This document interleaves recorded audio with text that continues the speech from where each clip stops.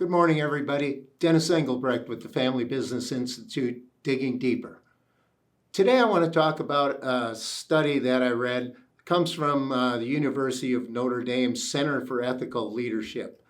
The article is about building high-trust teams in a low-touch world. Well, the low-touch world, of course, in our new pandemic workplace, we have more people with their doors closed or working remotely, and it does seem to be certainly more challenging trying to keep high trust in your workplace and high trust teams in this lower touch world.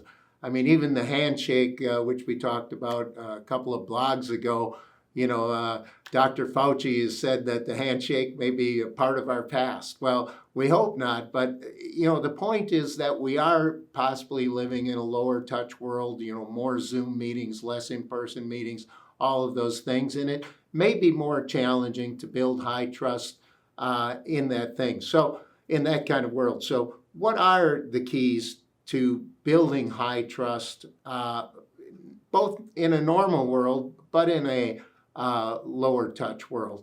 Well, first, being vulnerable. Boy, the power of vulnerability. I just see it so often, particularly in our peer meetings.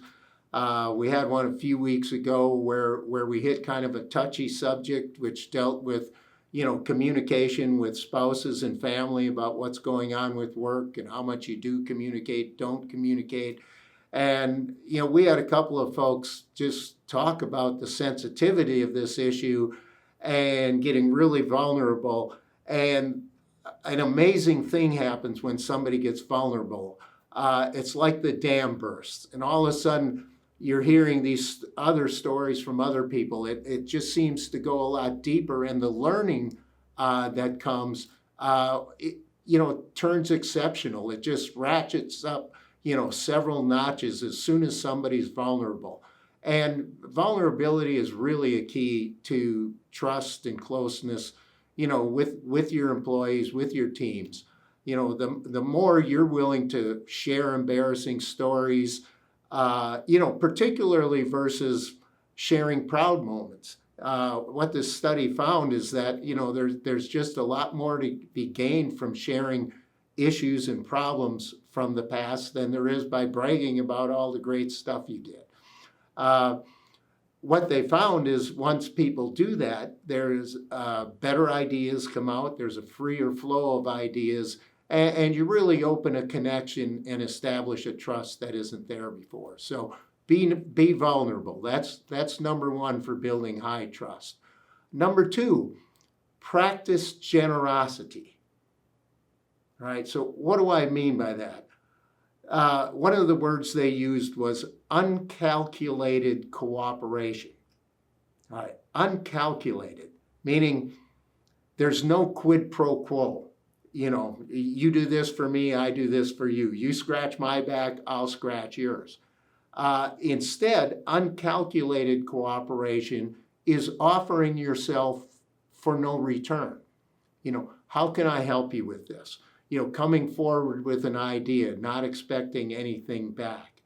Again, think about this on a job site. You're having a team meeting, a job site meeting between subcontractors and contractors, and somebody's got an issue, and you just offer to help him out instead of asking, for something back or something in return or something first before you help them out.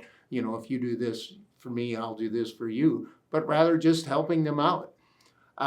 So this practicing of generosity, it turns out, has tremendous benefits in generating trust.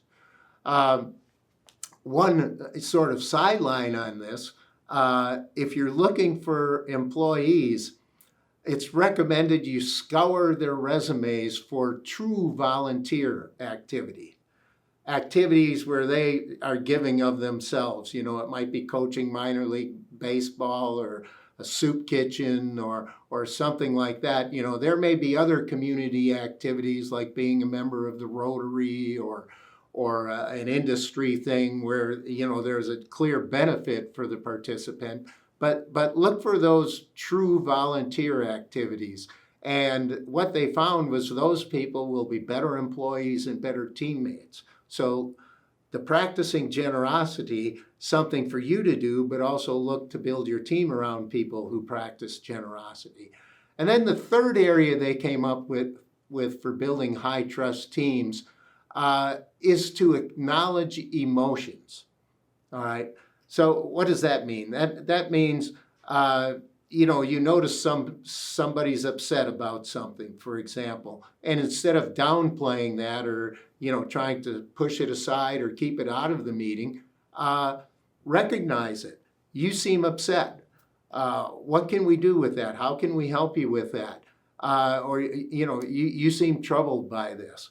By recognizing emotions, you bring that person back in and a trust gets established again. So one of the great ways of establishing trust is simply acknowledging emotions. And by the way, you don't have to get it right. You don't have to be a psychologist and be asking just the right question or giving them a solution. It's really about the trust comes from the fact that you devoted your time, energy, and attention to the fact that somebody is troubled. So think about that. 3 things: be vulnerable, practice generosity, and acknowledge emotions. And I think you'll be a long way toward establishing high trust teams. Again, Dennis Engelbrecht, thanks for tuning in.